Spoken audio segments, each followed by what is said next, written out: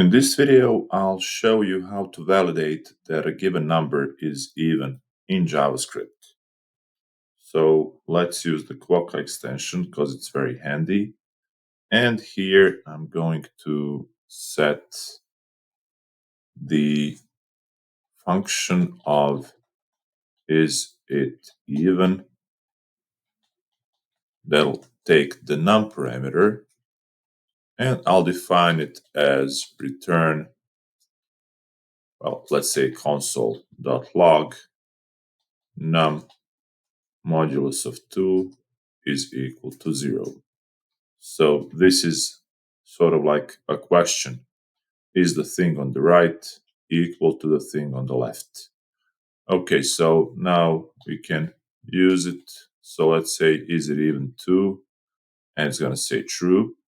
And if I say, is it even 3?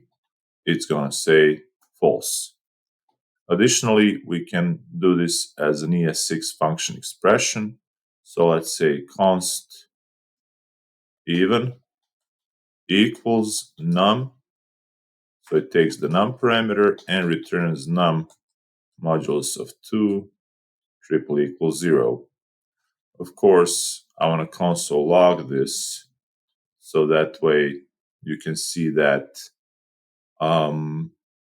it outputs to the Quokka file right here. So let's try to use it and say even 3, and that should say false. And let's clear this.